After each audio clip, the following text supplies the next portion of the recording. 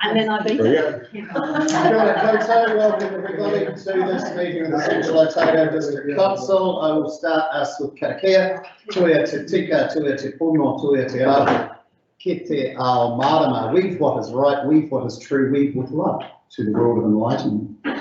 We've got apologies today, we've got quite a number of them for a range of reasons, being Councillor Gillespie, Councillor McKinley, Councillor Claridge and Councillor Ali. Somebody care to move those? Thank you, Stu. Second, Cheryl. All those in favour? Aye. Against? Carried. That brings us to our public forum. Welcome Sharon and Noel Miller to the table. Folks, come on up. This matter, of course, was brought back from a meeting a couple of months ago just for some clarification as to timing in terms of when the boundaries were set. So you have 5 minutes, the floor is yours. Okay, thank you. Thanks very much. Okay, but we can only think that this is a guess, which means we still don't know when our cottage was built and which came first. The listed dates of title issue in your report corresponds with Lynn's title records, but these don't necessarily agree with the date of the surveys, as the surveys are usually completed before any titles are issued. There's a survey plan, Lynn's reference SO 14914, dated March 1880, this survey by J. Campbell that placed the survey marks on the corners of the boundary line in question. This survey defined the western side of Branksome Street, while the eastern side of the street was defined in an earlier 1869 survey. The blocks on the eastern side were created first.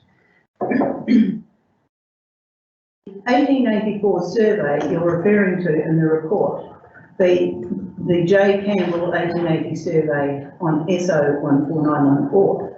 The cottage isn't shown on the 1880 plan, perhaps not because it wasn't there, but because there was no requirement to show this building back then, so it may have been there, we don't know. Archives New Zealand, Geordie Muir's words were, for the most part, the government in the 19th century wasn't interested in recording every single structure built, and record keeping patchy at best. In the report on the surveys of New Zealand 1884 to 85, surveying could be exceedingly vague, sometimes a cause for uncertainty. Old surveys were imperfectly marked. The boundaries described in Crown grants from many of these early surveys are in error. If you look up 150 Branksome Street on the computer, and it was evidently built in 1900. Look up 146 Branksome Street, also encroaching, was supposed to be built in 1953, which is absolute rubbish because it was a little stone cottage built about the same time as ours, and a second story, possibly it was the second story that was built in 1953 above. R.J. Beardsmore from the then Historic Places Trust recorded in his Historic Places Buildings, Structures, Sites record form in 1977. Interestingly, wrote under the specific date, 1870s for our cottage, with a question mark. But once again, who would know? 1893 plan is a survey of the blocks to the south of our property from the corner of Till and Branksome Streets, and it looks like the building shown on that plan in relation to our cottage, but it is a very fuzzy plan, not a lot of detail. This indicates there was a building there prior to 1900. The Ranfurly Archives, Cass McIntyre, was very helpful in 2015, and she copied off some rates book pages for us. Catherine Lucas, the original owner in 1881, paid rates on Section 10, Block 24 between 1882 and 1883. No buildings were indicated, it said. In 1893 to 1894, rates were paid again, and this indicated 3 cottages on that block, plus 2 cottages on another block, Section 2, Block 16, on the wasteland section that she owned. The 1840 survey that Linda had suggested, the archives say that's about 20 to 25 years too early for the Rochford Township area. We have a copy of the surveyor's field book of James Moran, who surveyed Waihuna Tuapeka Dalhousie, Havelock and Latilia Township was surveyed in March the 23rd, 1863. Roxburgh was laid out in 1866 by Johnson. Linda's comment that there was no private individual that ever owned the land, well in 1881 Catherine Rivers did. She received a warrant for our property confirming her to be the first individual owner of that property. And something else that I read, most road reserve lines were in between 1854 and 1876. Road reserve was not on the certificate of title anywhere until 1930 survey, according to Archives New Zealand.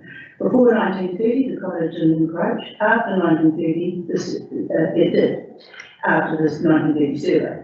As Roxburgh Borough Council approved the survey, and they recorded on the equivalent of LIN in those days. The 1930 survey identified and confirmed the encroachment. The cottage was already there and the boundary was already established prior to the 30s land survey. The bulk of the original land parcels and roads were established in 1868 and vested in the Crown in 1876. It's 5 minutes, Sharon. If you can wrap up, I might stop you there. Okay, so well, all I can say is how can QB and council say confidently that our cottage was constructed in the 1900s when there was no, you say, property values, has no records before 1937, yet they say it was built in the 1900s. It has no, without that 1880 photo, which we have requested and looked for in the museum, and we cannot find it, we cannot locate it, and neither can the museum, without that 1880 photo which showed our cottage plus the next door's cottage also encroaching, and I don't know, there were about 3 or 4 other cottages there with a very sparse vegetation. First of May 2009. That's when the. That's when we saw the museum on the wall. There's a black spot there. If you get to go to the museum, there's 5 kittens, black spot. That's where it was, and it's been like that for a long time. Gotcha. Okay. Questions, councillors? Question.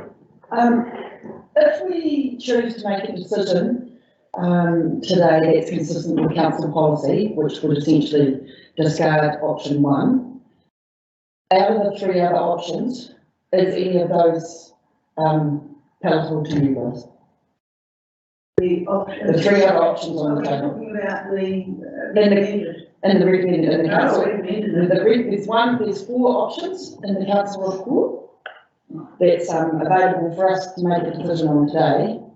The first one is that we accept what the community board recommended and the transfer, which is what I'm picking as your first choice. And then we've got the 3 other options. The one is the full piece of land for purchase at value. The second one is the little piece just in front of the cottage, and the third one is do nothing, just leave it as the status quo. So if we as a council make a decision based on policy, and that would discard option 1, then with those other 3 options, is there anything that would you guys would choose out of that? Well, definitely, we want to be able to get into the cottage legally, because that way we're actually trespassing. Because like I said, it's set the whole wall, 0.25 short of a metre, is the front wall of the cottage. After 33 years, be legal. The most legal property in Roxburgh. Well, today anyway. So I've got a question. So why would you not take the option of having this smaller piece of land that's actually going to legalise the boundary? Why would we? Well, it still means that the rest of it, the lawn and all that, what we call it the lawn because we have it as a lawn, and the rest, it's lucrative, because up until 2015, we weren't even able to park on that section. For 25 years we parked on the road. And it's only since the septic tank went in and the land was built up with approval from John Watson, at council, that's the first time we've actually had, if you like, a bit of a driveway to get up to our cottage. And point in mucking around, we want to get rid of the road reserve so that we can actually be free. Because we want to put a fence up, because we have people walking all over. We've had a wedding party, we've had, metal detectors, we've had everybody. We've had We've neighbours. even had a neighbour walking all over it with a family. So we just want to put a fence up around it, because we've got the gates ready to go above the steps. So if we only go for that wee section, the top of the roof surface, because it only gives us access to our cottage. We only just get access out to as far as our steps, Yeah. the 2 steps there, council is at. And it's wasted, it's wasteful, and the land is useless. Because we've made You both can't do 33 years. anything with it except put a fence up, tidy, and put a little green around it, to light the place up for aesthetic. Because the council won't even mow the roadside, so we have to do that. We can't get there every night. Further questions, councillors? No? All right, thank you very much. That matter is first on our agenda, so you're most welcome to sit and watch if you wish. Thank you. Thank you. Righty ho, taking us now to confirmation of the minutes from our last meeting, come on page 7. Somebody who was here wish to approve that. Thank you, Tracy, seconded Martin. Any discussion? All those in favour? Aye. Against? Carried. Declarations of interest on page 15. Just had a reminder too from Wayne in regards to those, to make sure that they're up to date. And there's probably a few MPs that could get advice on that as well if need be. We now move on to the Branksome Street matter that comes under the road and portfolio. Stu, the floor is yours. Thank you very much. Yeah, 623.72, additional information, Blossom Street, and I'll Gareth to come up and give us some updates information. Morning, your worship and councillors. On the 19th of April, the board left this paper on the table for council staff to supply some additional information. We've now supplied additional information. I do want to make a correction. In the attachments on the 1958, my attached fingers had typed 400/198 twice, and it should be 400/197 and 400/19.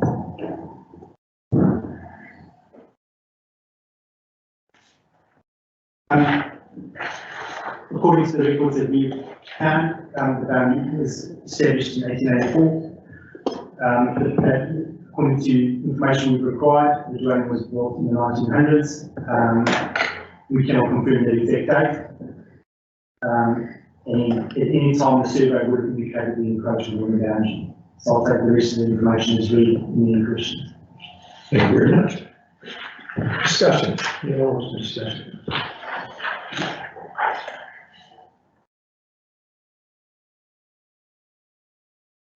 This is here because my area was because when it came before the community board basically gave approval to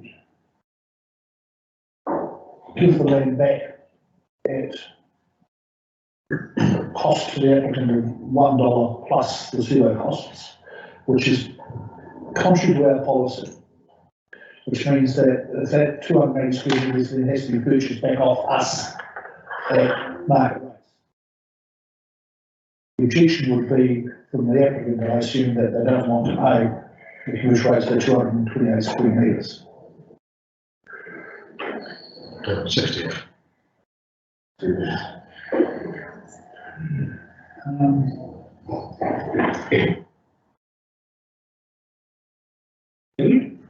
Yes. Yes, it is, yeah, okay. It was around 36. Yeah.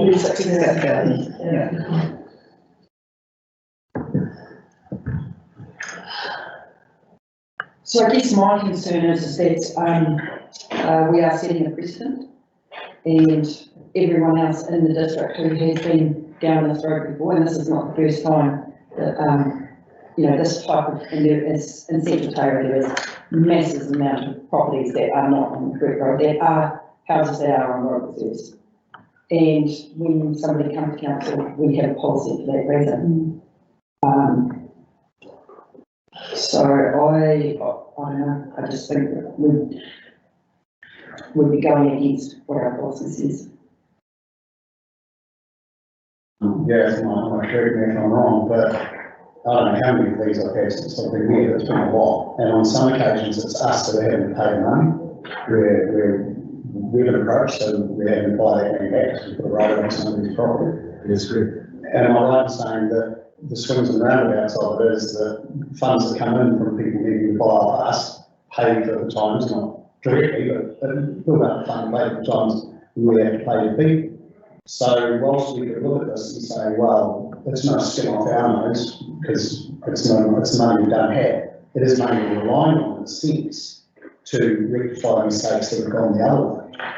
And just the nature of living in a historic area in New Zealand, there's a lot of these mistakes.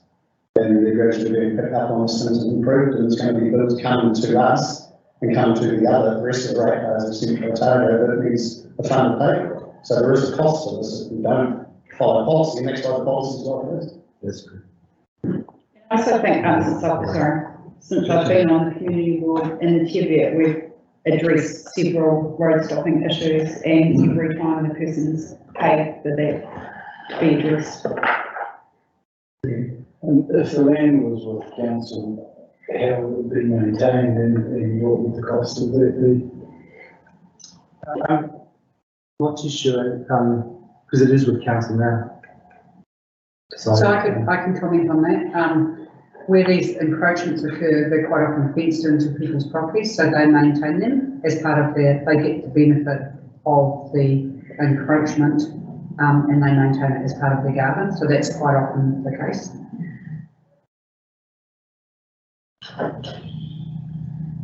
Any other discussion? Is this more or less contentious because the dates can't be completely proven as to what came first, the road or the cottage, or is this a normal, I've not been involved in one of these before, is this as per the usual situation? So I can comment on that as well. It's not unique at all. When a building is built, it is always the owner of the building's responsibility to identify the boundary. Yeah. And as far as we can see, the boundary, and I think supported by Mrs. Miller's comments, the boundary was identified in the 1800s. There has been some survey activity in the 1800s which probably confuses the issue. There is also the responsibility of someone purchasing a property to know what they're purchasing, and either their lawyer will search the title to see, and at that point this encroachment was shown when the current owners purchased the property. And if there is any doubt, it's quite a simple thing to do a boundary identification from a survey. So not unique at all. Thanks. Jim? Just Gareth Woodways, if we were to stick to policy, which would be found in option 2 on page 33, is there still a step in there where the mill is faced with the $36,000 cost, can go actually forget about it, we'll just live like we are now? So this isn't going to commit, there's still another part in the process that. Yeah, I think it would be grossly unfair. We expected to be paid $36,000 for a piece of dirt, which is really of no use to us at all. But isn't that what I discussed earlier, is that the funds for that go into the times that we have to pay out to landowners when we have to pay, because we've put a road through somebody's front door. Which I'm saying, there's no magical lack of loss here. There will be a loss further down the track, but those funds aren't available to balance it the other way. Oh, I think it's one of those cases where we need to use some discretion. I can see where you're coming from. But I don't agree with the fact is that we shouldn't take. Well then, like, if you were the neighbour and the land on the other side of you, if the boundary adjustment was such that your land's in the middle, but it turns out you're a little bit over on the left-hand side, so you're going to have to pay the people on the right, because you're taking land off them to adjust it, and the people on the left, you're going to say, well, that's cool. Because that's what we're dealing with here, it's just a bit more abstract. But I cite Clyde, where probably there's not a fence on a boundary line in the whole of Clyde. That you come to a mutually satisfying agreement with your neighbour over that case. Well, we're the neighbour, aren't we? Eh? Are we the neighbour? Are we the neighbour? Yes, we are. But in that case, and there was a case in Clyde a few years back, so I stupid. There's a case, I think, we all know in Clyde a few years back, where the quarter of the lounge was in the neighbour's property, and the neighbour said, look, it makes no odds to me. But the thing is, that neighbour's only ever going to have that happen once. We've had this happen dozens of times. We're working on losing them. And we will have it dozens and dozens of times again when we're on losing them. And the money to fix that losing them is going to come out of the ratepayer's pocket, as opposed to the people who have asked to have this done and who are going to accrue the benefit of having this done. Sorry, I've just got one question, Gareth. What about the neighbours' approval? Do we know anything about, because I know that part of this is that they have to get neighbours' approval once this goes through, so do we know anything, have we heard anything from the neighbours? So we've had indications, but I can't confirm I haven't heard from the neighbours. Okay. So I've got more comment. Okay. Have a discussion? Sure. So how often in a situation like this, historically, have we, as council, ever overturned it and actually made the decision to go against the policy? I'm not aware of any situations. Have a discussion? We've got 4 options. First of all, the report we received, and that's significant note. Sorry, President. Discussion, second. Sally? We've got 4 options. We had a pretty good discussion about it. Obviously, option 1 was of the recommendation of the board, and the other 3 options have come to us in the I guess, confirmation of the information we requested. So thank you to the staff for doing that. And I will ask anyone to. Can I just make a comment, just any more questions? with what was just brought up before, does there need to be another option that gives the applicant the ability to make a decision, or is that not? That's what I asked, if we go for option 2 on page 33, they still have the choice to go and actually forget it. Yeah. We don't want to pay that money. Okay, so that, so we just add to the option. Well, I mean, we need to, and if what's recommended to the board is replaced by option 2, then what this council is saying is basically adhering to the policy. If you want to go to the this is the process you go if you're not policy. And if I can just clarify, that would also give Mr. and Mrs. Miller the opportunity to stop the smaller amount. Right, so they could go with option. Because if it's the broader, if you approve the broader one, I assume they can come back and go, I just want this place. Okay. Right, anyone like to move? Any recommendations? Happy to move option 2. You want to second that? That, any other discussion? So that's, sorry, option 2. Option 2. That's market Market value. Moved by Martin, seconded by Tracy. Any further discussion? All those in favour say aye. Aye. Those against? Karen, thank you very much. And thank you very much, Gareth. It's been long, drawn out process, but it's been pretty thorough and you've done a lot of work, so thank you. Thank you. Thank you, Stu. That takes us out of road and into CV and E, which is page 37. And Sally, that is your paper. Item 23.7.3, Cromwell Memorial Hall and Museum, and I've got Gareth presenting that paper. Good morning again. So in May, we presented a paper to the Cromwell Community Board about demolishing the existing Cromwell Memorial Hall and approving salvaging. And during that discussion with the board, it was also the board recommended that they wanted the council to note that in the district review of the museum, that funding includes the Cromwell Memorial Hall in the project review. So I'll take the rest of the paper as read, and we are asking for approval of the demolition of the existing hall and noting of the funding, including the memorial hall project. Does anyone have any questions? Just pause for a moment. Chair, it's not appropriate that you're in the media tab, I think. You just need to find out what option 2 was, because Camille's not on the agenda. Does anyone have any questions for Gareth?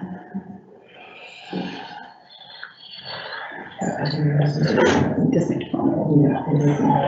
Second one.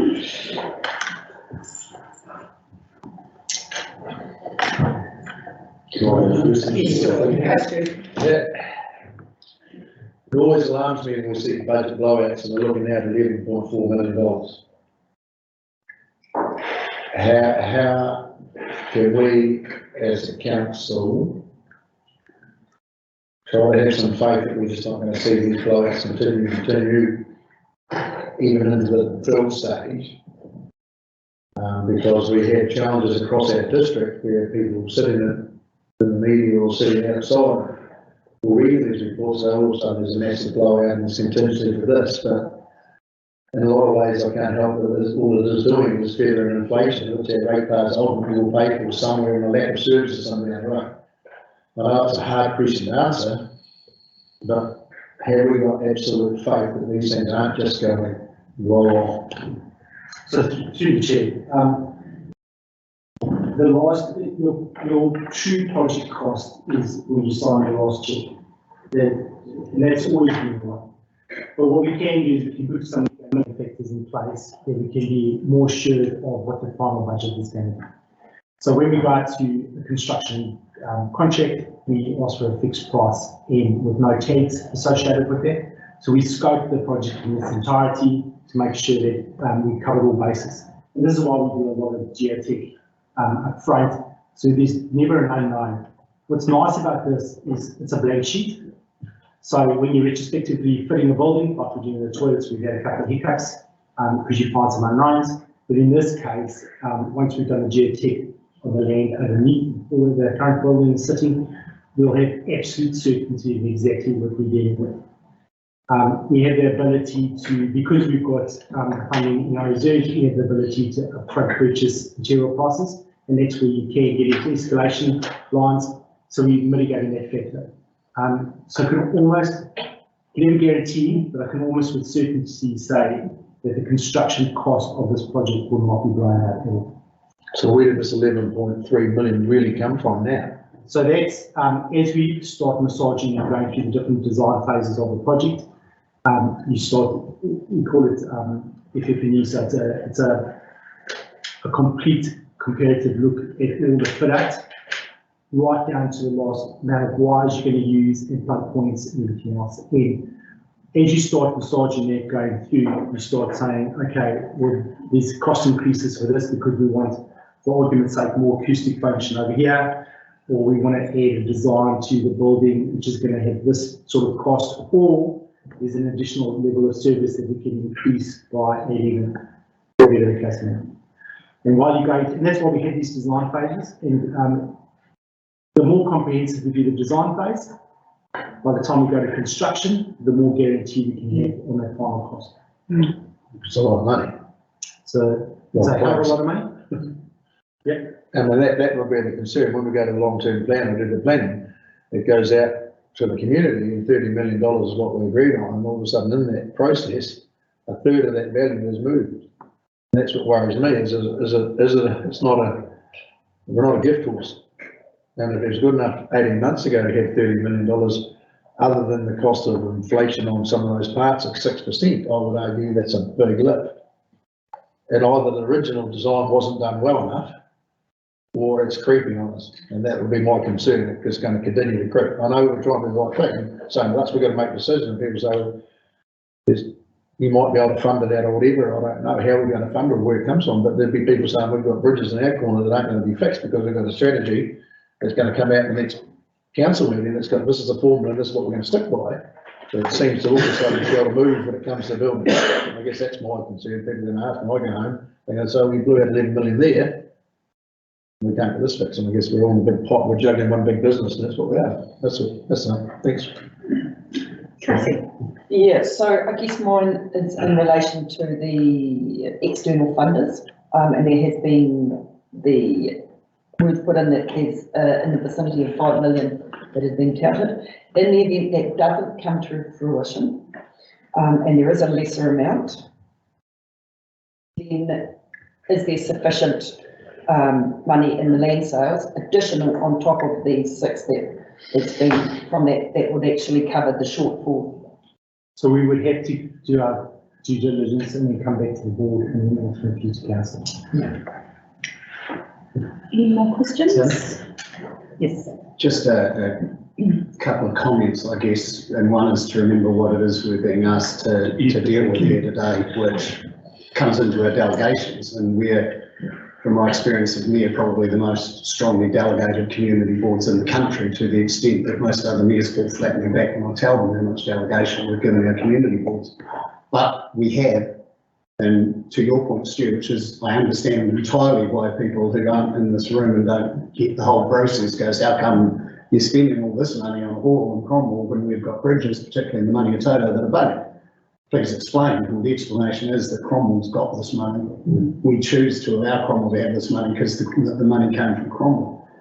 And much more as I would dearly love to have a debate around the table today as to whether the best way Cromwell can spend give us $1 billion, $43 million is on a Hall, or whether the best way they can spend $6 or $8 million is on a museum, because I've got fairly strong opinions on that.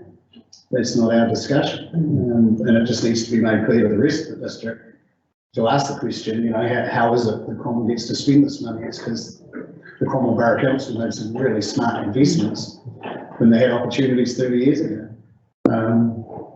So, yeah, I'm shocked by the numbers.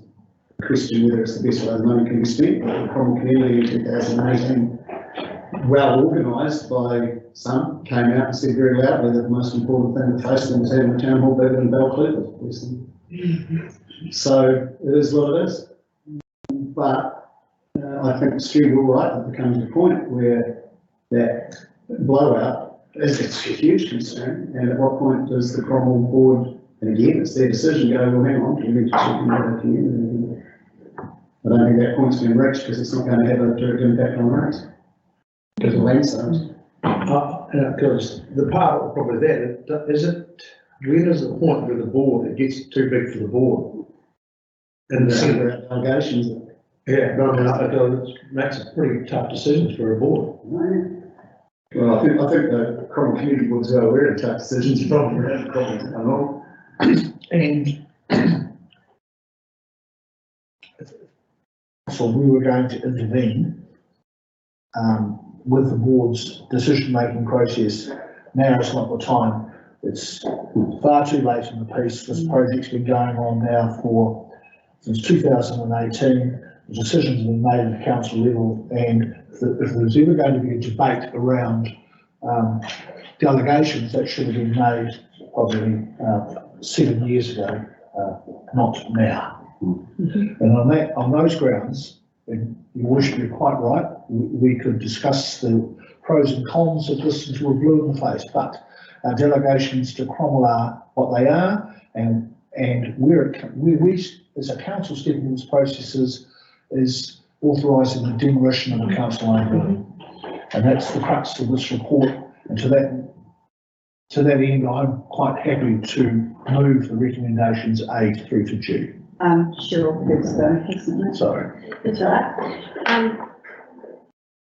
As you're right, that this is actually just signing off really that council is happy for the demolition of a council building. And so that's not to say that there can't be peerbacks should the budget blow or continue to blow. This is just actually asking for, can we make the next step? And so, I mean, I think it's the right step, and we're still not finished. You know, we still don't have all the information, we still don't have the operational costs, it's still a long way to go. So we can't stop the ball, we can't stop the momentum, but, yeah, I don't think there's a full stop here yet. I don't think we're there. But we can't stop it now, I don't believe, and I would like to think that, yes, the council would actually agree to the demolition, which is the next step. Okay, any further questions? Yes. And so we'll go to the recommendations. It's actually, it's A to C, not A to G. A to Yeah, C, so Martin, you'd like to move A to C? Quite happy to, thank you. Okay, and Cheryl second it. All those in favour? Aye. Against? Carried. Thank you.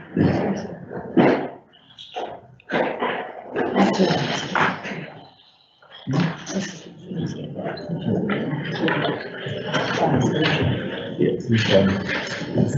This is right,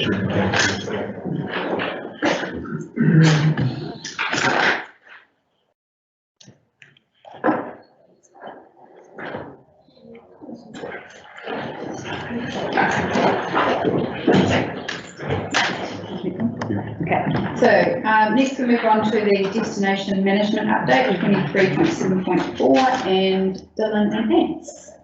Welcome. So thank you this morning for receiving this report around progress in the destination management plan. So the report outlines the work that's been done since we adopted the destination management plan and how we're aligning the work of Tourism Central Otago to support the ambitions set out in that.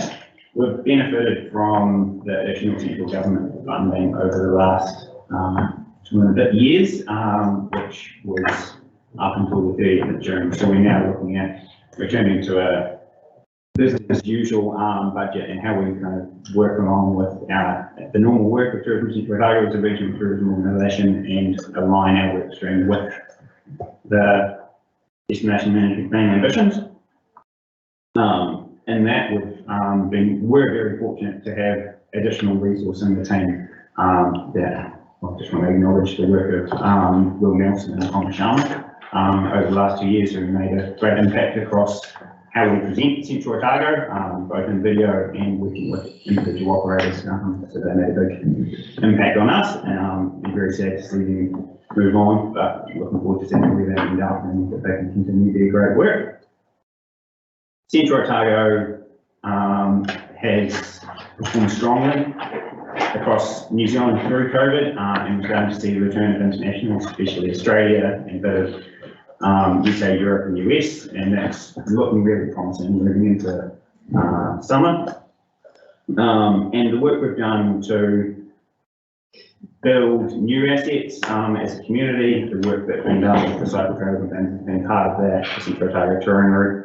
So we're in a really good place, but we are still needing to kind of look forward and understand what's happening in the market, and I'll touch on some of those bits shortly. For the DMP, we're also wanting to look at how do we measure the impact of the work that we're doing, and it's not necessarily using the same traditional metrics.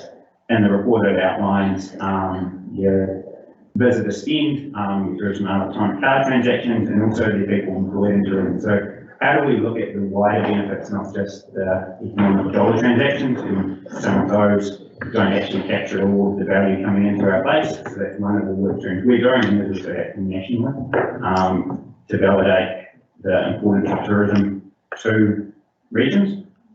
This has been supported by the Minister Hanare recently announcing $5 million over 2 years to support the development of a national destination management team, to support the activity that's already happening in the regions based off the destination management plans that the regions have made.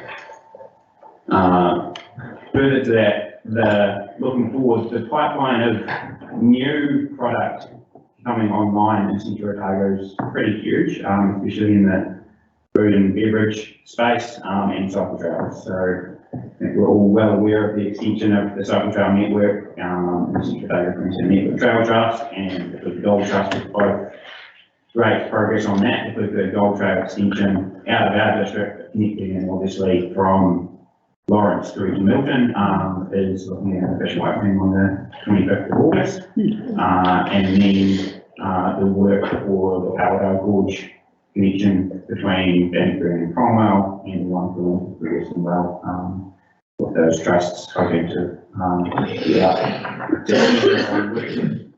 those trails, by the end of the year. Other private investment that we're seeing locally coming on soon, we've got Monte Cristo Winery here in Salvador, out in Young Lane. We know Scapegrace's development, the winery on Harbour Street, Warring McClellan's development, it's coming along strongly. Warring Tree, Mount Difficulty in Batty Bay, both looking at renovations, the work at the gate, and then a lot of smaller boutique accommodation options spread across the district, generally connected in somehow to our cycle trails. And then public work that council has done, which is in some parts received infrastructure funding from the government, like the Riverside Park, Clyde, Main Street redevelopment in the River Park, the Ranfurly public toilets. So there's a lot of new facilities and amenities becoming available to our communities that are supported through tourism. Our work with our regional neighbours has also been really important and just strengthened throughout the last couple of years. The two key projects, that's the Otago Trails Marketing Group, where we have Jeff Mark sitting in our team for 30 hours a week, but he's working on promoting the cycle trail network across Otago, so that's partnered with Enterprise Dunedin, including development, Destination Queenstown and ourselves as the funding partners, as the RTO, but also with the 5 Trail Trust in that. And so that collaboration was recognised last year as a finalist in the New Zealand Tourism Awards. And recently, the 8 Southern RTOs launched Southern Way. So this is the regional tourism organisation south of Waikiki, coming together to kind of position longer stay visitation between districts, and promoting the different ways people can experience the lower south as one proposition. So that's targeting in a domestic and short-haul Australian market. And in that role, it's managed through Great South, and they contract some, I heard, who does some project work for us. So we've got the benefit of someone sitting in our office quite frequently to connect in with that group. So in closing, all of these activities as we go through planning and executing, we're wanting to make sure that tourism is impacting positively on our communities, and that we can help drive tourism and the visitor industry as a catalyst for supporting our communities' ambitions and the world. Great, thanks, Ants. Excellent report and excellent work. Has anyone got any questions? Tracy? Yeah, I've got a couple actually. Thanks, Ed. I actually really enjoyed reading the report, so it was quite interesting and very informative, so thank you for that team. I've got a note in here under industry trends, and you talked about the electronic transactions.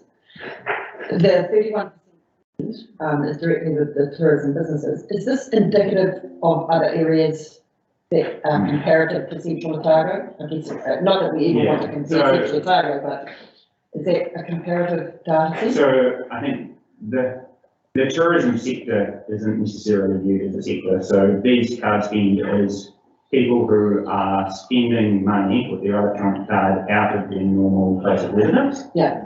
And so when someone is coming to visit a region, they're spending in lots of different ways, whether that's at a petrol station, at a supermarket, at the roadside fruit stall, or wherever it may be. So there's a lot of value coming in that doesn't sit in what most people view as being a tourism enterprise. And that is the same throughout the country. One of the things that we, and it is again a national problem, but I think is especially high here, is for a lot of our cycle trail visitors, it's actually a prepaid package activity. So they book their rail trail or their Oscar Gorge or their Lake Dunstan before they come here, and that's including their accommodation, their transport and their white cover. And so that's not necessarily reflected in these numbers when we look at this data. So that's one of the reasons why we can use that as an indicator, but it's not a be all and end all of the value economically that tourism is bringing. Cool. Thank you. The other question I have is that you say that the tourism sector has been conscious of growing concern about the impacts of climate change on their desire to travel. Can you expand on that? Like, is that say, like, I'm just trying to get to what we actually mean So obviously people are becoming across the world a lot more conscious of their individual carbon footprints and especially aviation. And so when we look at international travel, we are one of the most remote countries in the world for people to get to. So the flight component of that, when we look at international markets, is significant. So as people's consciousness to their footprint comes in, that will have an impact on behaviour. And that's not necessarily negative. It may be that they go, it's a once in a lifetime trip, I'm going to come to New Zealand for 3 weeks rather than 10 days, or 3 months rather than 10 days. So there's. So you could look at pros and there's cons. opportunities in that as well. And for us as a district, if someone's coming to New Zealand for 10 days, chances are they're not coming to Central Otago, because they've probably got a bucket list of a whole bunch of other locations that they must see, so I have to go to these places in New Zealand because everyone's told me. Yeah. Whereas if they've got 3 months, they're going to explore further, and that's where the initiatives like Southern Way, we're trying to build that connection between the regions. So people are more conscious of, I don't just have to, if I'm interested in food and wine, I don't just have to go to the Hawke's Bay, Central Otago and Marlborough. That, not necessarily a great example for us, but they might then go to Waipara and Nelson and do all of the wine regions if they've got more, and same with cycle trails and whatever their niche interest is in their trip. Anyone else? The biking type holiday, environmentally is a pretty cool holiday. But it's Because like if you go- half around the world to get on the bike to do it, so. Yeah, well, then they go Aussie, well, it's the Aussie, so they're only down under once in a lifetime. There's been a real return in the last 2 or 3 years, people came out to their weddings and honeymoons 30 years ago. Yeah. And, you know, like, probably so we'll do that with bike and, be a bit more. So. Yeah, and our focus here for international is that short, with Australians especially, will come multiple times as they become more conscious of their long haul trips to The other side. Europe or wherever it may be, and New Zealand becomes a more attractive destination. Tim. Thanks. When I'm traveling around the country and say I'm near Central Otago, a fairly large percentage of people go, oh, you're so lucky, I love Queenstown.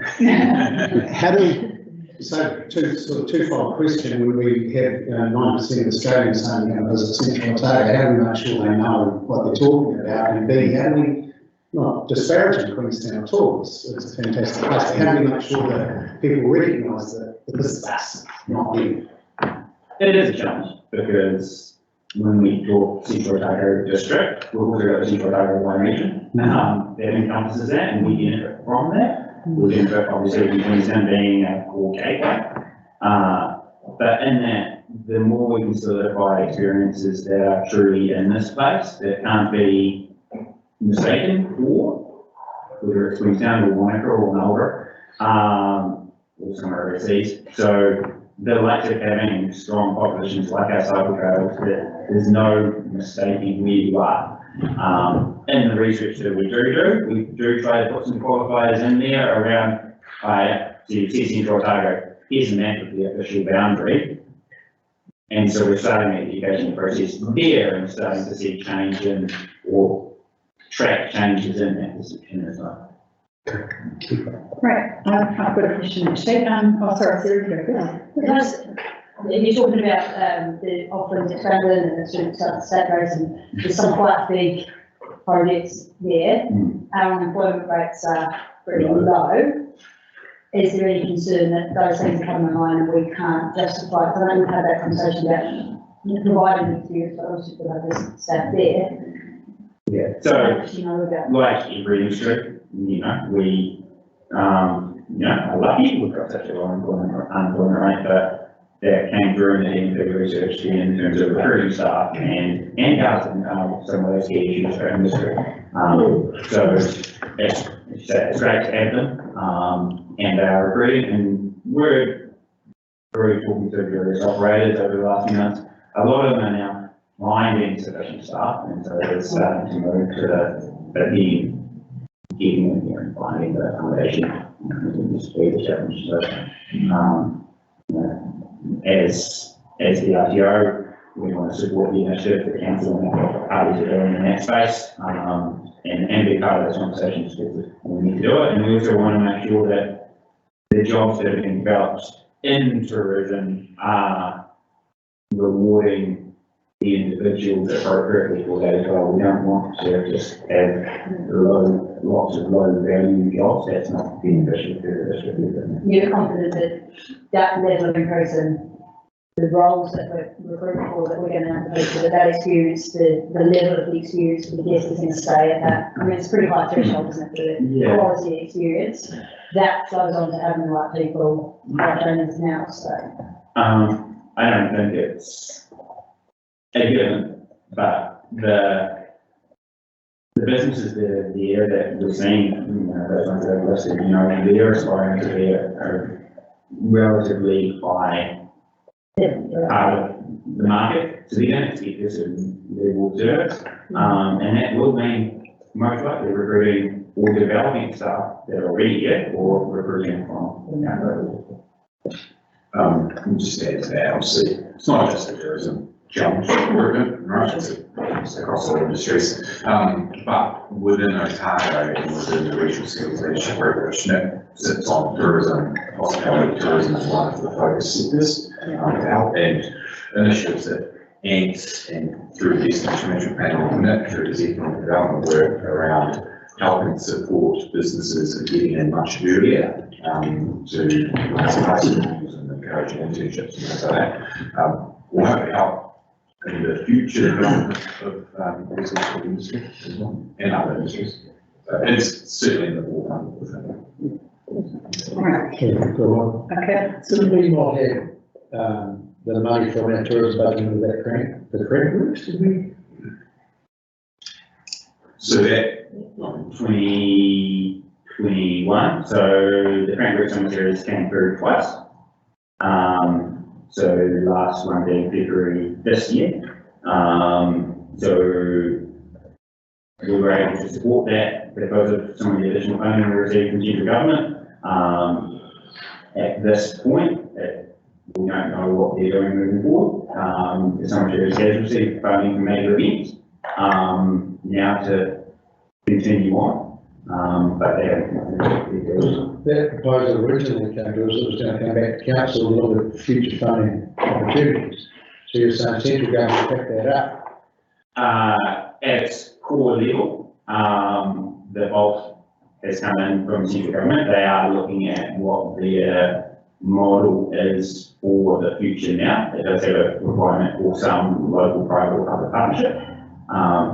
But they're also looking at the wider event sector and So that, what you're saying, that funding comes only for practical, it's not for the whole tourism destination, essentially tourism group.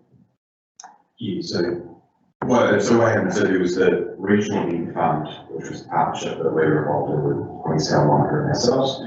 That's a large chunk of that funding went towards bringing grant works in 2 years in a row. Yeah.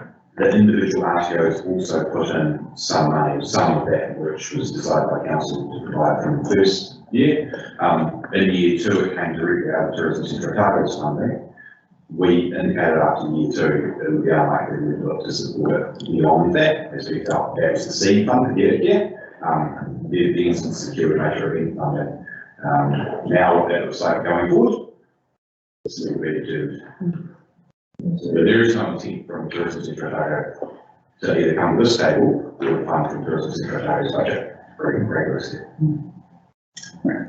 So I've just got one question, just on the digital fibre infrastructure report across the district. So can you just explain a little bit? Yeah, I can probably explain better than myself. So we've got an organisation whose name I'm getting right now. Investigating kind of, I guess, what's the underlying infrastructure Central Otago as in the district, and therefore how are we positioned future focused around as more and more technology and as more and more bandwidth demand on the infrastructure we have. What gaps are there and how can we encourage the ISPs to look at putting in the appropriate infrastructure to get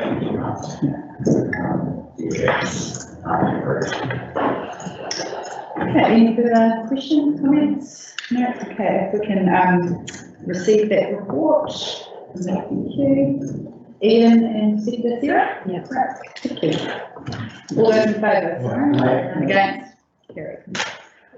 Thanks very much, guys. Thanks, Sally. We now go on to page 80, 2375, wastewater compliance status update. And that's your page, Sarah. Thank you. So we've got Julie to present this paper to us. So I'll just introduce, I've got Duncan beside me, so Duncan's the team leader of our operations team, so this is his first time. Welcome, Duncan. And You're super intimidating. and also in the room. So I'll take the report as being read. Just to summarise, we did 13 audits, and I apologise, I just realised when I printed this report off the protection it's not there. We did 13 audits in June, and that they were focused on wastewater treatment sites because of our capacity issues, which is focusing on the wastewater treatment site, wastewater sites at the moment. The key issue that kind of came up through those was the security of some of the sites and the odd padlock missing, so it's been raised with Copenhagen. We implemented some auditing software that helps streamline the process of getting information from field inspections into a template that can then be sent through to Copenhagen for them to follow up on the actions so that we've got good documentation of our audits. We continue to be challenged in the resourcing space. We had some really good recruitment occur recently. Our two more junior operations engineers have both moved on to other opportunities. So we had the first person left and we were recruiting for that role. So we've actually got the replacement for them and already. Before the second person is actually moved, and we were able to recruit two candidates from the initial recruitment process. But the issue of the borders all being open now and people travelling overseas is actually not only affecting us with the staff we've already employed, but actually two of our candidates that we've got roles to also had prolonged holidays overseas, or they actually start with us. So we expect by early October to have a full contingent of staff. But in the next couple of months, we're going to be challenged as people leave for prolonged periods in overseas. So what we're doing during that time is focusing on just the key sites that we're doing the audits, the wastewater treatment sites in particular. So on streamlining our processes so that we can get creative time management happening and more outputs from the time that gets spent on some tasks, because we've identified some of the processes are a bit cumbersome. In terms of the regulatory requirements, we've made really good progress in the last month. We've actually got detailed plans going forward for both the Roxburgh and Cromwell wastewater treatment plants. The Roxburgh one's been submitted to the ORC, and they have given us an interim 3-month extension on the abatement notice while they work through. So that we've given them a kind of a long-term program of work that needs to be undertaken, and that would actually take us out to 2026, because you actually have to do certain things before you can do the next things. And one of the first things we need to get onto is desludging ponds at Roxburgh, and that requires us to get a resource consent from the regional council and put a contract out to tender and all that sort of thing. So until they've worked through the consenting process with us, they're just giving us a 3-month extension, and once that consent's issued, then we expect to get an extension that will take us through to 2026. So that then enables us to do the desludging, put an aerator on the pond, monitor the pond over a winter, because it's actually the winter months we have issues with nitrogen. The summer's okay, it's just the winter, so you have to have all these things in place and then have the winter to see if it's actually made the impact that we're hoping for. So a number of the things that we're identifying on these sites will fall through to the 2024 long-term plan rather than being implemented. And that's not because we're delaying the work, that's simply because it takes to do the things, to be able to build the things. Cromwell and Roxburgh are both, we have detailed programs on. Over the last couple of weeks, we've developed the ones for Ranfurly and Naseby as well. So we've just had to finalise Ranfurly and Naseby with getting some times and costs against some different items. Do you have that? And that's really it. Yeah. Any questions? Any questions for anybody? Tim? Thanks, Cheryl. Just with the gearbox at the Alex Centrifuge, when the part comes, how long is that going to take to fix? Because we're shut down period, right? Yeah, so we're managing to take the sludge and put it into bags, geobags on the site, but it is going to take longer than we were hoping. Not working, so it's not going to make it, right, gotcha. Yeah, they've got the geobags up there on the drying bed area. Operating at the moment until repairs can be made. Thank you. But what that can mean though is that the operating costs go up at that period of time because you're having to dry more material for the geobags. Yeah, just, now that you've got the software in place and operating, how's that working out? Yeah, so the software is going to allow us to build a more defined audit routine. So once we get those in place, we'll be able to trial it and see how that improves streamlining. And so of course we've got new staff coming on board as well, so they need to be trained up. And to get them a bit of training on the sites to make sure they're not missing anything. I guess you've got an interim period or a few months. From what I'm reading in the reports, that you've got this checks and balances in place to make sure that not only council but also Fulton Hogan is following what we should be doing. Yes, so we've got a lot of work we have to get through, and it is going to be a challenging few months just from a resourcing perspective. We had considered what additional resourcing we could bring in. It's just there's not a lot of people around in the market who work for consultants that we can bring in to help with this kind of work because they tend to be more specialised. By the time we brought them up to speed, we have our own people on board. So we're going to have to be quite focused on focusing on what's most important during that time. That gives us some checks and balances, but there's a lot of work to get through in terms of improving operational effectiveness and efficiency to get better outcomes from the money that is spent. So one of the key things that we're focusing on at the moment is getting good board work programs at work, because if we know, well, I know from my experience of running operations and maintenance for a long time in a road space that that's where you make cost efficiencies. If you program your work cost effectively, you get more work done for less money. So any further questions, comments? Can I ask someone to move and second this report? Thanks, Julie and Sally. Thank you, Julie. All those in favour? Oh, sorry, all those in favour? Sorry. Excellent, thank you, Cheryl. Thanks, Duncan and Julie. Now it is on page 84, the Otago Wellbeing Baseline Report. Alex and Rebecca, kia ora koutou, welcome. Hello. Floor's yours. Given the focus on regional collaboration, and particularly the future for local government work, this one is an update on one of the regional pieces of work we've been involved with. It's the baseline Otago Wellbeing Report.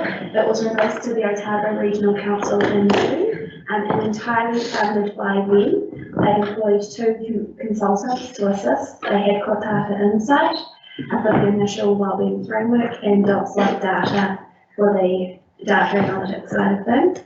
And we really want to thank ORC for their mahi and your initiative on this piece of work.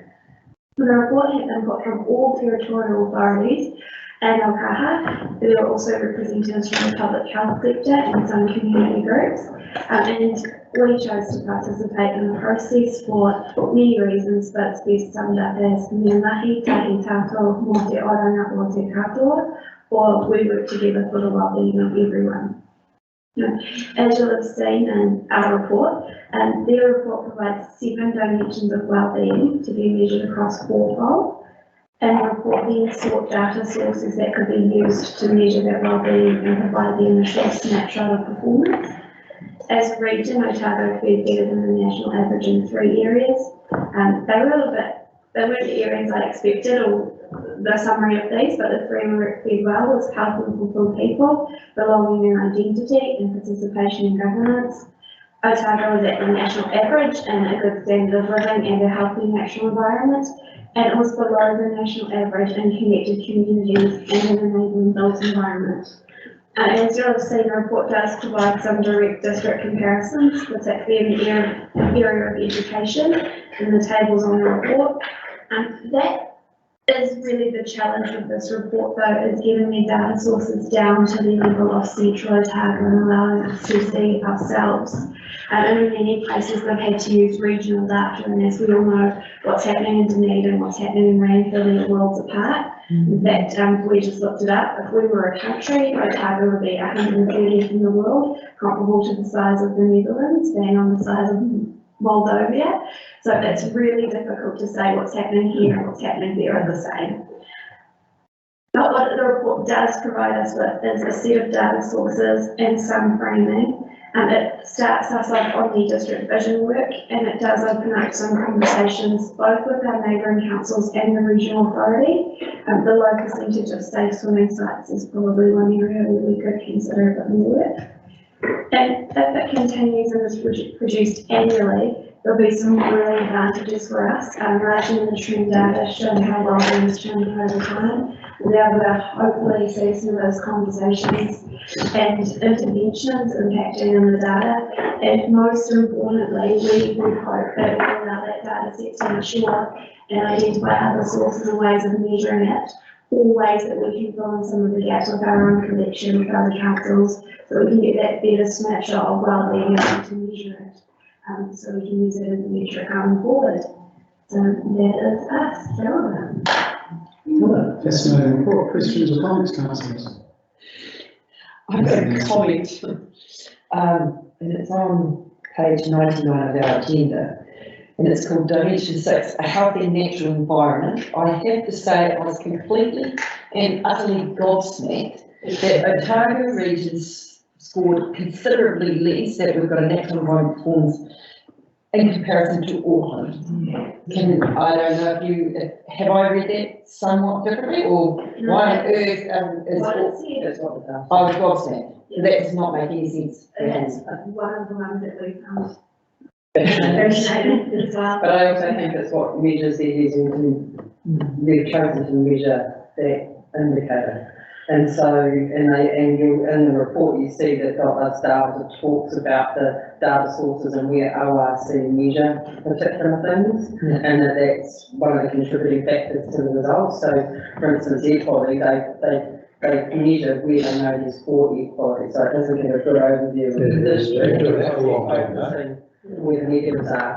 So it's just a person collating the data, recognising the limitations to the data. Yeah. I guess the same goes for the population reporting that their dwelling is cold sometimes. We live in central Otago. It is cold down here. And Dunedin. Dunedin flats. Yeah, so it is cold. So I guess, like I say, definitely good use for data, but I think it's good what Alex was saying, this is our baseline, so for even with that data, it shows improvements or not. I'm looking at this very briefly, they've largely used land, air, water, algae sources, so that will be a huge amount of water quality, so all kinds of safe storm work will be reflecting there quite strongly. Clearly communities and networks in Otago are heavy. It'd be interesting to see how we were relative, especially Central Otago and the rest of the country, because I've been in Auckland for the weekend, and some of the discussion with family and friends was about what's happening in our community, we've got to do this and do this and do that. And I felt that the younger generation are totally disengaged with that, as if it's a selfish this or a. Does that come through any of these surveys across the region? Are there regions that are more connected, hence why we might have more vote turnout or elected members or whatever? What they've used for this report is the indicator of people reporting feeling lonely to Stats New Zealand, which to me isn't the strongest source. So we do know in areas like climate change, they've done studies of identical communities and found those that had those really strong connections between them survived better when all of the other data was the same. And if you look at a community like Ranfurly through COVID and the initiatives we have there and all those barbecues, those are the sorts of things you expect to see reflected that are almost impossible to measure. So I've not seen a source of data that's measured that well. And this is the one area that is, I have the most challenge with thinking that we are low and connected community, because it's something that I feel is quite high here, and the work of the Becker and the team has been really strong. So that is one that I'd like us to be drilling into a bit more if we could, and seeing if we could start to measure that better to capture that. So I agree with you. One of the highlights of this report for me is that we as a council subscribe to Infometrics, which is another data source, and we've just been learning how to, they've refreshed how they present their data, and connected communities also scores very low in their data, and it's a different thing that they're measuring. But what's included in that is commute times. And so part of the measure of, it shows that central Canada is performing poorly because of our long commute times, which makes some sense as to why that's used as a data source when you're talking about connected communities. But I completely agree with Alex that the beauty of this data and that data is it shows where the gaps are, so that when we do our district vision work and figure out what we want to measure to indicate success, we don't need to reinvent the wheel. We've already got all of this, and so where are the gaps and where do we want to focus on? And so connected communities would absolutely be one of those things.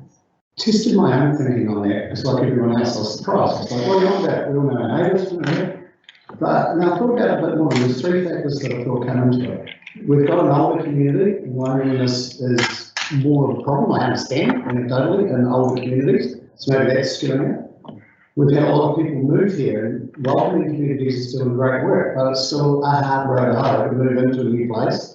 And if you're old moving into a new place, because I know I met people through school and through rugby, through having kids. The other one is we're very quiet. We don't have the connection that Pacifica and perhaps Māori again generalise and do. So when you get to other parts of the country, that into familial connectedness maybe is missing a bit. And throw in your comments about your commute times or your distances between our communities, and it actually perhaps starts to make a bit more sense. And that's why these things are really good, because it challenges that perception that we have and makes us go, oh, okay, maybe that is something we need to look at, not just particularly good. I did have another question. Page 123, it talks about our kids going on to university. To tertiary education, we're around 5th. If you've got a kid who's Monday Otago, but a sort of Otago kids, are they counted as a central Otago person in that thing? Sarah. Can I just expand on that? I was interested in university sets. Is there any data around school leavers who leave after year 11, as opposed to first year in terms of where they go, whether they stay, what they're going to? It's quite a high rate going from year 13 to uni, but you'd expect that to be the case. They've gone to sixth form to the rest of the uni, so that's great to see they are going. Do we know where they're going if they're not going back to year 12? Not in this report, but there will be data on that, particularly ESD. So they do a lot of work with these to show whether they've gone into further training, gone into work, or their needs, which is that not in education or employment. Yeah, that's why it's just gone into a role with everything. She's asking, what those links are, and I couldn't find an awful lot that has that particular, they're not organised qualified for benefits, they're not university there, they're not tertiary education, but there seems to be a big gap. When I was in Dunedin, I was part of working groups that looked specifically at that. And so it is and there was a youth employment success scheme which is still running to this day, which is tracking those young people, making sure that they're doing those underlying mechanisms of changing how they do that, but there is a piece of work, and I think the regional skills group that Nick's involved in also, because talking about school leavers at year 11 rather than at year 13, if you tracked or the data or year Yeah, so the Ministry of Education published results and you can break them down to actually individual highlights. And it will show how many go on to tertiary education. Yeah. Is that what you? No, kind of a bit in the middle, like the statistics to see from the 13th university is encouraging, but you kind of, it's almost a predetermined pattern, you know, you stay on school largely, but you would expect them to university, so that's great.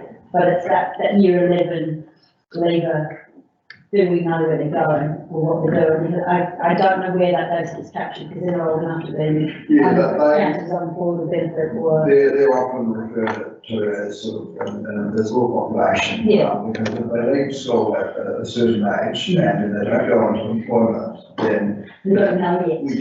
It's just hard, and they're not eligible for benefits and support or anything like that. So. Yeah, it's something I'm interested in. We normally just report that the proportion in Otago as a region is growing. It's growing from 7.4 to 10.9 over 8-year periods. That's going the wrong way. And NEET is really that's your daily group. That's your group that you need to intervene on. So that's definitely an area that if we're able to get that breakdown to that level, that we could ask the regional council to start to measure. Yeah, that's what I'm just interested to see where those kids go. I think there's a lot of things that we measure later, you know, unemployment and et cetera. It kind of starts there on this, and there's a big gap in those 16, 17 amount. There used to be an organisation underneath, based in Dunedin, that tracked every school leaver in Dunedin. It was the Dunedin model was celebrated and taken nationally and ruined and then put back in. And so the tracking wasn't as good as what it was under that scheme, but there certainly are tracking mechanisms. It's not part of this stuff. Not in this, that is there. That's good to know. Anyone else? Just, absolutely agree with your comment at the outset that this is a helpful report, and thanks to the LRC for putting it together. It's just been fascinating reading. And how do punters find that? Do they go to the LRC website rather than try to wade through our agenda and so forth? Pretty easy to find it, isn't it? We can put that on ours. Yeah, I think that would be really helpful if that's easy enough to do. I mean, as long as LRC don't mind. No, I've been talking to them just about next steps for this report and also using it in our other local and COT using it as data to support their decision making as well. So really helpful report. I just think when I read this, it just confirmed that actually when you could think about the Central Otago area, actually we live in a really good place. I mean, it really just did confirm that, didn't it? Really, and that's our starting point. I thought it was pretty good, really positive for Central Otago. So a few people who are dedicated to mining should take a big them. Striving for excellence. If you ring it. Striving for gratitude, I think. All right. Somebody want to move to receive that report? I'll do that. Thank you, Sarah. Just last year, you can see this. Sharp time, aren't we? It's the time delay, the sound travel. All those in favour? Aye, and against, carried. Thanks very much. I've moved up the seat and closer. You can hear me from. Alrighty, page 180, the representation review. Bit of an overview of this. Saskia, the floor is yours. Good morning, councillors. I hope this paper is read. It's a really interesting procedural paper. just really giving you an early heads up of what's to come. So as the paper outlines, this is required by law. Essentially, it's an opportunity to go through and really assess if we think our arrangements best represent the central table. You'll see within the timeline, which is on page 182 of your agenda, there is a bit of flexibility for additional workshops, briefings if required. We are starting what probably seems a wee bit early, but when we sort of mapped it out, we really thought about the LTP pressures that are on councillors, the consultation with the community, and key staff involved as well. So we thought if we started now, then we can work it in. So we do recommend within this paper that we start the work now, but we formally consult July next year. The reason being is that currently we're scheduled March/April to do our formal consultation with LTP, and of course we'll have the submissions, hearings process and all the work that will come with that. So in terms of consultation, I just wanted to give you an early heads up, is when we come to next July, you only can have one option. So we'll do the work in the thinking that you'll get one preferred option. The informal feedback, which is currently scheduled for later this year, is your opportunity to test a few options with the community. And Paula, who's on the project team, will give you advice as to how best to do that as we get closer to that. But unlike the LTP, when we go out with a series of options, usually 4, come next July, you will just put out one option. And we'll start with this process next meeting. So Nick and Paula and Wayne will be leading that workshop. We will start looking at the data of our wards, what that looks like. There'll be discussion on the communities of interest if you feel they'll change, and start fleshing out some options. So any questions? Just to comment, I think there's 3 of us who were here last time we were in today as councillors. The last time we did this in 2018, so it's a fairly big deal. It's only every 6 years. You can get to reshape a little bit, not at all, or a huge amount.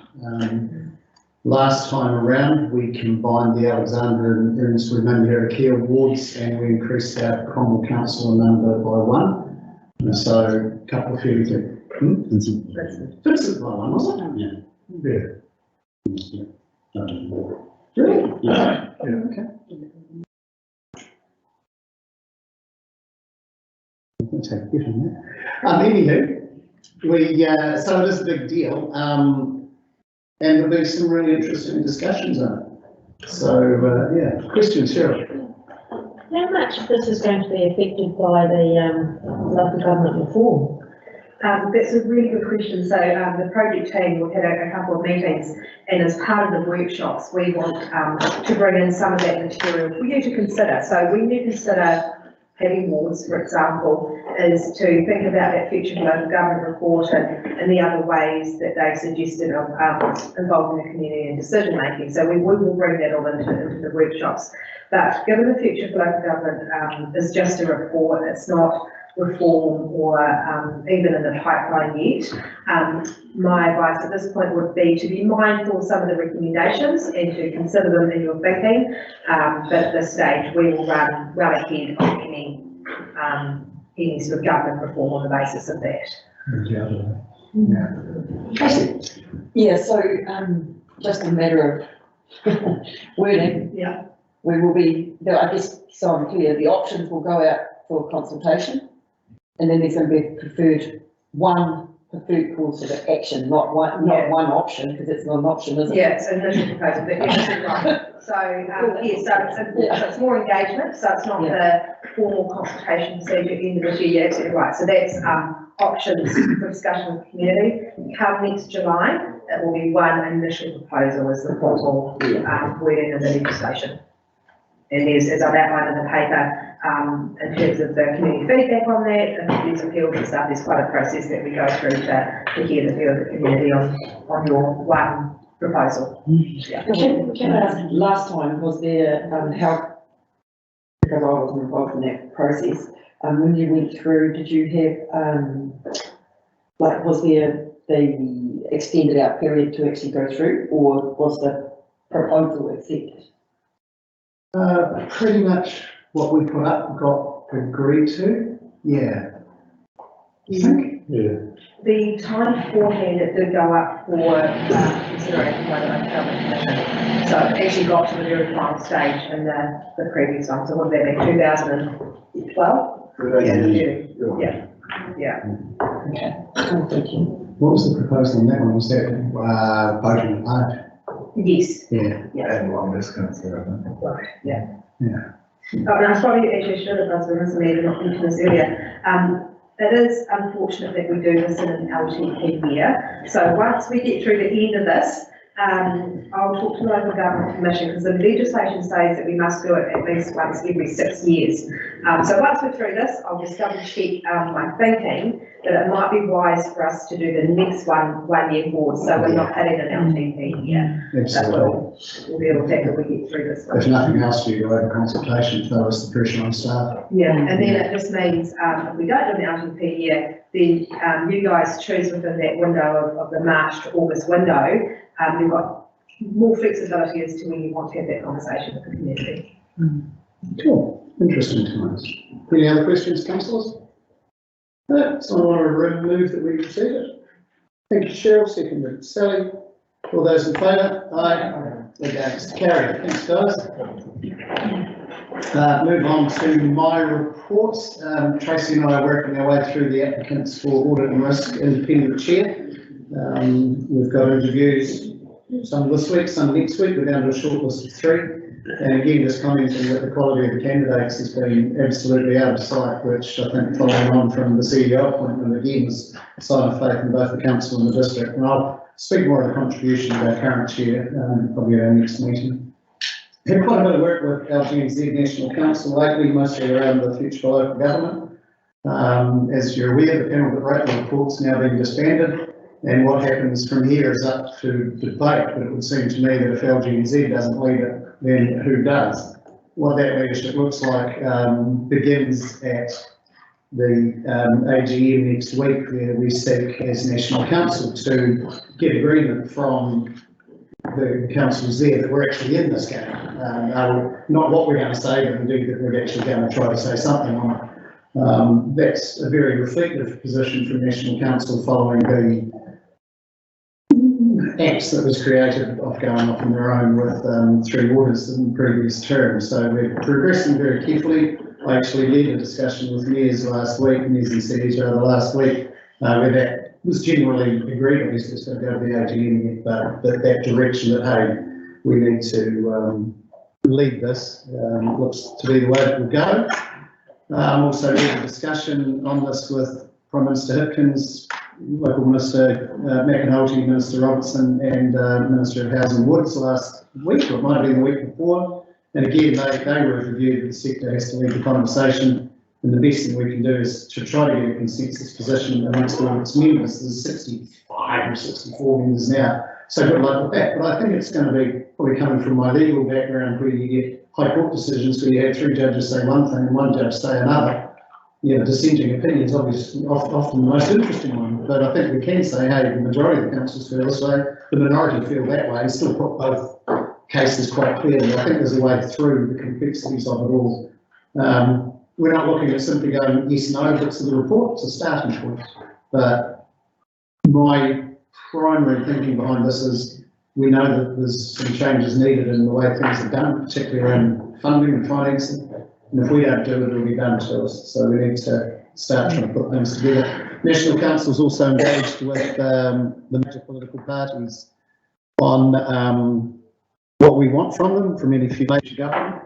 And I had a meeting alongside the President with Labor member Tony Tuketi. Couldn't be with Minister McAnulty, while he would normally be the lead for Labor on that, because he's the Minister who can't be. Alongside that, Councillor Ali and I have met with 2 of the 3 presidential candidates for National Council, and that will be decided next week with the current President, Stuart Crosby, stepping down. Just finally, thanks and recognition must go to the police for the number of operations locally targeting methamphetamine production and distribution in our district. I know some people say to me, oh, it's terrible this is happening. No, it's not. It's a bloody good thing. When it's out there, we can't put our heads in the sand that it's not in our community, so it's great that the police are getting on top of it. Well, I did reflect driving into work today that they also get on top of idiots driving without their lights on. would be a very good start. Or, anyway, it's just my pet peeve. And the only other thing is massive congratulations to the Alexander Villas rugby team, taking out the local competition and winning me a bottle of Pinot off me and Glenn Lewis of Queenstown. So we're now 3 each if you count Jim Bolton and his previous bets on this. But it was a great result for Central Otago, and particularly for Alexander Rugby. Have you answered any questions, folks? Did you go to the game? No, sick. No, Yeah, I watched it on the live stream though, which was. I was surprised they were doing it, but I thought they were going to get power. 12 games unbeaten and playing at home, and it was, and I think it was really reflective, sorry, kind of tangent, but when you look at the top cut team, there's only one out first minute, and people could go victory, but it was a real team there. Every single man on that had a taste of everything. That's good. That's good. So we have a move on report. Stuart, second. Those in favour, aye. That's carried. Status governance reports, page 186. We've got the museum report from Otago Museum and council status updates. Yeah, and we also have, in addition, it's on your tables that didn't quite make it in time. Was there anything amongst those status reports that anyone wanted to? I have one, just with regards to the considerations of New Zealand Standard. Which page? Page 227 of our agenda. And it's just that it said that in March 22, that's going to go onto the work schedule. Is that happening for 22? Keep these things. Okay. Today, Okay. Next one. Lots of everything closed, which is always good to see. Just check the board's schedule, please.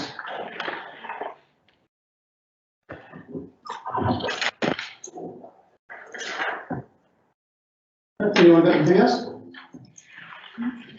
We'll move next to those. Somebody second it. That's Tracy. All those in favour, aye. That's carried. Community board minutes 252 through to 264. Just receive those. No one received them. Thanks, Stu. Second, Tracy. All those in favour, aye. That's carried. Date of the next meeting, 30th of August. Thank you very much, member of the press. And my apologies. No, not at all, not at all. So I'll move, for the reasons given on page 265, that we exclude the public, and Sarah will second that. All those in favour, aye, that's carried. We'll just take a 5-minute break while we rearrange ourselves.